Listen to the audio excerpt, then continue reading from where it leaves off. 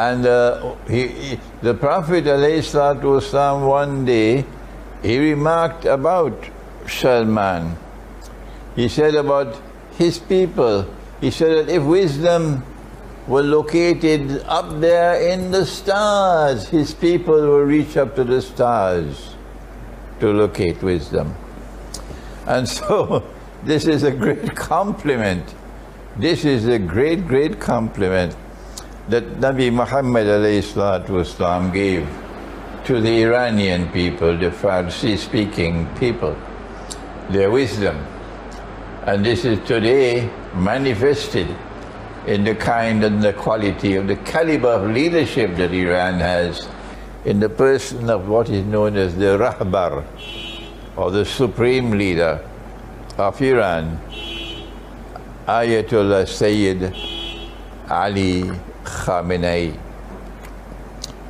The two great leaders, political leaders in the world today, the two who stand head and shoulders above all the rest of mankind, are the leaders of Russia, post-Soviet Russia, the President Vladimir Putin, and his foreign minister Sergei, and the leader of Iran, Ayatollah Sayyid Ali Khamenei. This is a man of great wisdom, a mature political thinker, a religious thinker, and a man of wisdom. And so Iran approaches the Great War with a wise leader.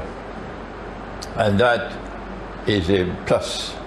That is something that Iran will benefit from. Iran, as a consequence, already has a very sensible and intelligent foreign policy. It is one in which it is clear, the profile of Iran is as clear and plain as daylight, that it stands in resolute opposition to the oppressors of the world, led by Washington. One could only wish that other parts of the world of Islam could have the insight, the foresight, the clarity of vision that Iran has, to recognize the Western world to be an oppressor, and Washington to be the leader of the oppressors. And it was the founder of the modern state, the revolution in Iran, Ayatollah Ruhollah Khomeini, who pointed his finger with matchless courage, pointed his finger to Washington and declared, this is Shaitanul Kabir, the great Satan. And he was absolutely correct. But the others don't have the kind of courage and integrity that Ayatollah Khomeini had. And so Iran has a profile that is plain and clear as daylight. Iran is not sitting on any fence. And not only does Iran have this profile of resistance to the oppressor, but Iran for a long time now has recognized Russia as a friend and has established progressively a close and abiding relationship with Russia. And so Iran is now well placed to prepare for the Great War. One wishes that Pakistan could have been similarly well placed in preparing for the Great War. The Great War, obviously, the Great War is obviously a war in which NATO and its satraps would be waging war on Russia and China because of their obsession of ruling the world, and those who stand in their way, who will not bend their knees in subjection to the Western rulership over the world, they wage war on them. And that's why they are lusting to wage war on Russia and China, because China is proud as a civilization, and China will not bend its knee to them, But the schoolboys can't understand that, so what can I do for them?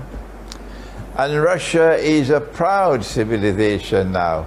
Russia is Orthodox Christian. Russia is no longer communist and Soviet. Russia is now returning to her Orthodox Christian heart, her spiritual heart. And that spiritual heart, that Christian heart of Russia is such that it will never bend its knee to that bogus Christianity that is there in the West. And so Iran must be complimented for having the wisdom of building a strategic friendship and alliance with Russia. Iran has demonstrated even greater integrity.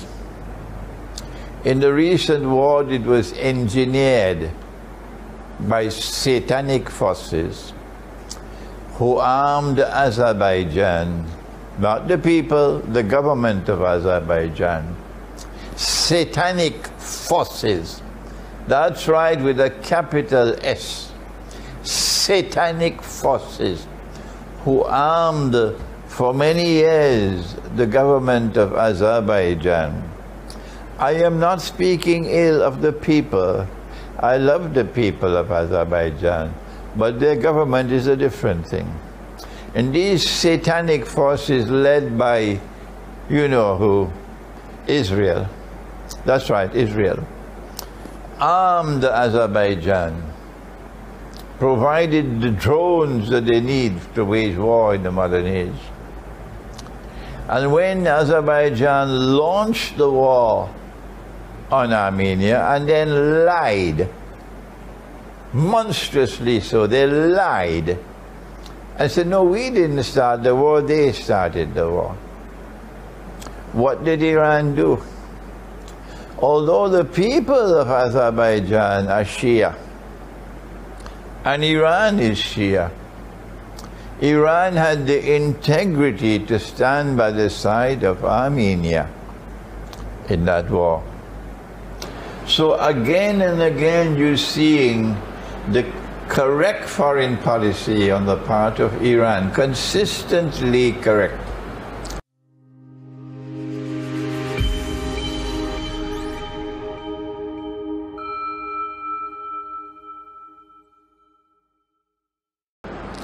But Pakistan stands in the way because of Pakistan's nuclear weapons.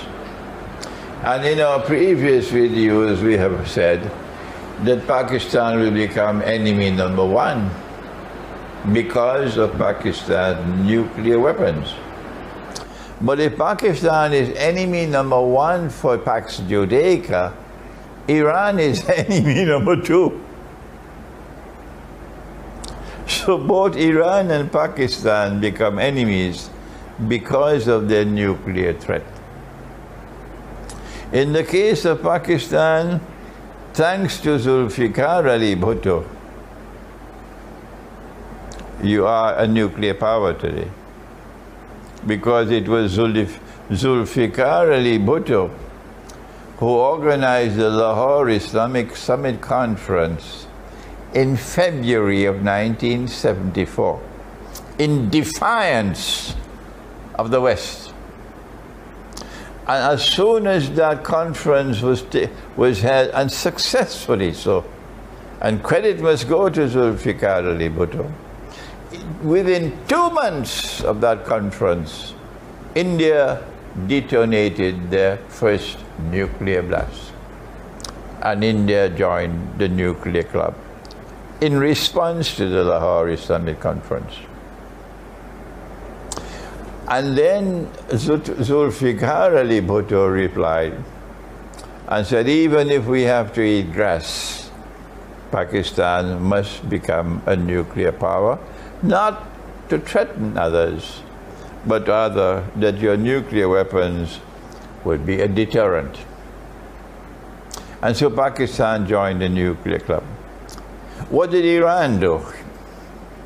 Iran chose, even before the revolution, to become a member state of the Nuclear Non-Proliferation Treaty.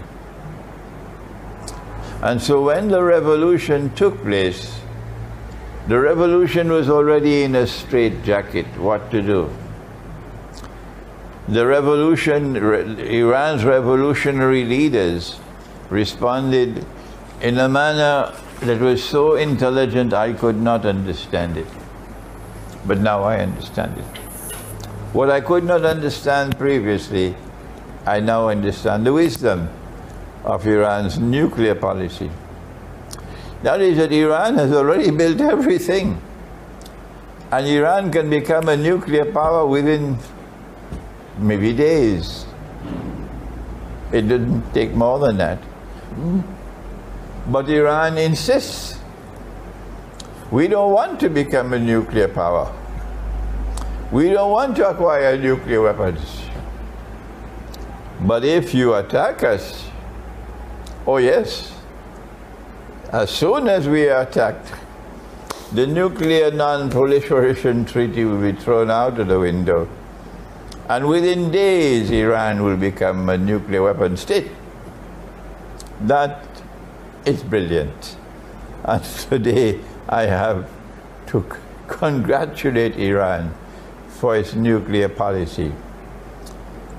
Pakistan did not need that. Zulfikar Ali Bhutto said it plainly in response to India's nuclear blast, joining the nuclear club. But Iran needed something more sophisticated. And this is wherefore, as soon as an attack is launched on Iran, the immediate result would be that Iran would become a nuclear weapon state and join the nuclear club.